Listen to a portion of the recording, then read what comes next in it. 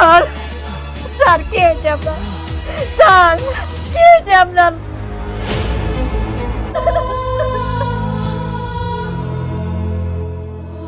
আসসালামু আলাইকুম বন্ধুরা। ভাবুন তো, যে মানুষটাকে আপনি নিজের সবচেয়ে কাছের বলে বিশ্বাস করেন, হঠাৎ যদি মনে হয় সেই মানুষটি আপনার মৃত্যুর কারণ হতে পারে, তাহলে কি আর কাউকে বিশ্বাস করা সম্ভব? আর ঠিক সেই সময় যদি ভালোবাসা, বিশ্বাসঘাতকতা আর রক্তাক্ত ষড়যন্ত্র একসাথে সামনে এসে দাঁড়ায়, তাহলে কি হবে? আপনারা দেখছেন দুনিয়ার টাকার গোলাম গল্পের ১৬তম এপিসোড। ভিডিওটি শুরু করার আগে লাইক, শেয়ার এবং সাবস্ক্রাইব করতে ভুলবেন না। তাহলে চলুন শুরু করা যাক। হাসপাতাল থেকে বাড়ি ফেরার পরও পুরো বাড়িতে এক অদ্ভুত নীরবতা নেমে আসে। বিষক্রিয়া থেকে প্রাণে বেঁচে গেলেও মায়ের চোখে মুখে শুধু আতঙ্ক। তিনি বারবার চারপাশে তাকাচ্ছেন, যেন কাউকেই আর বিশ্বাস করতে পারছেন না। মা, আমাকে কেউ কিছু খেতে বলবে না, আমি আর কারোর হাতের কিছু খাবো না, এক গ্লাস পানিতেও আমার ভয় লাগে। বাড়ির সবাই চুপ হয়ে যায়, কেউ তাকে জোর করার সাহস পায় না। ঠিক তখনই রিশাদ সামনে এসে শান্ত গলায় বলার চেষ্টা করে। রিশাদ, খালা, আপনি ভুল বুঝছেন, আমরা সবাই তো আপনাকে ভালোবাসি, কেউ আপনার ক্ষতি করতে চাইবে কেন? মা রিশাদের দিকে তাকিয়ে ধীরে ধীরে বলেন, মা, ভালোবাসার মুখোশ পরে কে কি করছে সেটা এখন আর বুঝতে পারছি না, আমি কাউকে বিশ্বাস করি না। রিশাদের মুখের হাসি মিলিয়ে যায়। সে বুঝে যায় এবার আর সহজে পরিস্থিতি নিজের নিয়ন্ত্রণে আনা যাবে না।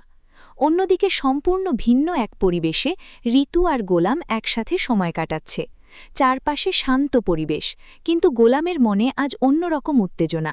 গোলাম, আজ তোমাকে একটা জিনিস দেখাবো। ঋতু, কি এমন জিনিস? গোলাম নিজের হাত এগিয়ে দেয়, হাতে বড় করে লেখা ঋতু। ঋতু অবাক হয়ে যায়। ঋতু, তুমি সত্যি আবার নামে ট্যাটু করিয়েছ? গোলাম হেসে বলে, গোলাম, এই নামটা শুধু হাতে না, আমার জীবনের সাথেও লিখে ফেলেছি। ঋতুর চোখ ভিজে ওঠে। ঋতু, এতটা ভালোবাসা কেউ আমাকে কোনো দিন দেয়নি। বিদায় নেওয়ার সময় ঋতু হালকা হেসে বলে, ঋতু, খুব শিগগিরই তোমাকে এমন একটা সারপ্রাইজ দেব যেটা তুমি কোনোদিন ভুলতে পারবে না। গোলাম অবাক হয়ে তাকিয়ে থাকে, কিন্তু ঋতু আর কিছু না বলেই চলে যায়। এদিকে রিশাদ গোপনে নিজের নতুন পরিকল্পনা শুরু করে। এতদিনের খোঁজ করা রহস্যময় 92 নম্বর লকারের কাছে পৌঁছানোর জন্য সে গোলামকেই ব্যবহার করার সিদ্ধান্ত নেয়। রিশাদ মনে মনে বলে, রিশাদ, তুমি বুঝতেই পারছ না নিজের পায়ে হেঁটে ফাঁদের মধ্যে ঢুকছ। সে নিজের লোকদের ফোন করে। রিশাদ, সবাই প্রস্তুত থাকো, আমি লোকেশন পাঠাচ্ছি। লকারের খবর পেলেই এক মুহূর্তেও দেরি করবে না, দরকার হলে শেহজাদকে সরিয়ে দেবে। ওপাশ থেকে শুধু একটি উত্তর আসে, লোক। বুঝেছি স্যার। এদিকে বাড়িতে ঋতু নিজের ঘরে ব্যস্ত। সে নতুন করে বাসর ঘর সাজাতে শুরু করেছে। ফুল, আলো আর ছোট ছোট সাজসজ্জায় ঘরটাকে স্বপ্নের মতো করে তুলছে। মুনির চাচা পাশ থেকে সব দেখে হেসে বলেন, মুনির চাচা, ভালোবাসা যদি সত্যি হয় তাহলে মানুষ অসম্ভবকেও সম্ভব করে ফেলে। ঋতু আগ্রহ নিয়ে জিজ্ঞেস করে, চাচা, আপনি কি কখনো কাউকে এতটা ভালোবেসেছিলেন? মনির চাচা নিজের পুরনো দিনের গল্প বলতে শুরু করেন। সেই গল্প শুনে ঋতুর চোখে পানি চলে আসে। ঋতু মনে মনে বলে, আমার ভালোবাসাও প্রমাণ করব, এমনভাবে করব যেন গোলাম কোনো দিন ভুলতে না পারে। সে ভালোবাসার একটি বিশেষ চিঠি লেখার সিদ্ধান্ত নেয়। নিজের অনুভূতির গভীরতা প্রকাশ করতে সে এমন এক সাহসী সিদ্ধান্ত নেয় যা সবাইকে অবাক করে দিতে পারে। এদিকে গোলাম আর রিশাদ পৌঁছে যায় সেই রহস্যময় এলাকায় যেখানে 92 নম্বর লকার থাকার কথা। চারপাশে নির্জন পরিবেশ। পুরনো একটি বাড়ির সামনে বসে আছেন এক বৃদ্ধ। গোলাম এগিয়ে গিয়ে বলেন, চাচা, এখানে 92 নম্বর লকার সম্পর্কে কিছু জানেন? বৃদ্ধ প্রথমে কিছুই বলতে চান না। রিশাদ ধীরে ধীরে চাপ দিতে শুরু করে। রিশাদ, যা জানেন সব বলুন। বৃদ্ধ ভয়ে কাঁপতে থাকেন। ঠিক তখনই দূরে লুকিয়ে থাকা কয়েকজন অস্ত্রধারী লোক এগিয়ে আসে। তখনই ধাই, একটি গুলির শব্দে চারপাশ কেঁপে ওঠে। সবাই ছুটোছুটি শুরু করে। শেহজাদ নিজের বুক চেপে মাটিতে লুটিয়ে পড়ে। গোলাম চিৎকার করে, শেহজাদ, চোখ খোলো! রিশাদ বাইরে থেকে উদ্বিগ্ন হওয়ার অভিনয় করলেও ভেতরে ভেতরে পরিস্থিতি পর্যবেক্ষণ করতে থাকে। চারিদিকে বিশৃঙ্খলা ছড়িয়ে পড়ে। সবাই মিলে শেহজাদকে হাসপাতালে নেওয়ার চেষ্টা করে। বাড়িতে খবর পৌঁছতেই ঋতুর হাত থেকে সব কিছু পড়ে যায়। ঋতু, না, এটা হতে পারে না। সে কান্নায় ভেঙে পড়ে।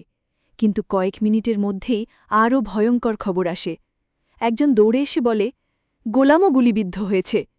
এই খবর শুনে ঋতুর পায়ের নিচ থেকে যেন মাটি সরে যায়। ঋতু চিৎকার করে কাঁদতে থাকে। ঋতু, আল্লাহ, আমার গোলামকে বাঁচিয়ে দিন। বাড়ির সবাই আতঙ্কে একে অপরের মুখের দিকে তাকিয়ে থাকে। কেউ জানে না সামনে কি অপেক্ষা করছে। এদিকে রিশাদ চুপচাপ দাঁড়িয়ে থাকে, তার চোখে রহস্যময় এক হাসি। সত্যিই কি সবকিছু তার পরিকল্পনা মতো চলছে, নাকি এবার এমন কিছু ঘটতে যাচ্ছে যা তার পুরো ষড়যন্ত্রকেই ধ্বংস করে দেবে?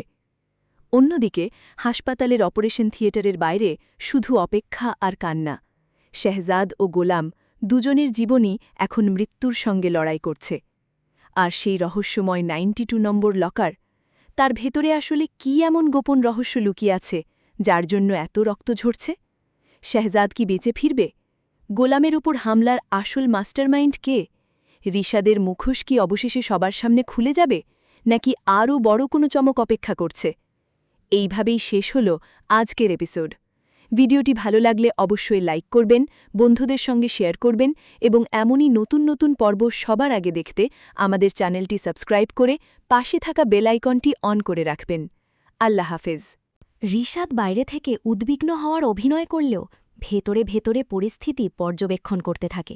চারদিকে বিশৃঙ্খলা ছড়িয়ে পড়ে। সবাই মিলে শেহজাদকে হাসপাতালে নেওয়ার চেষ্টা করে।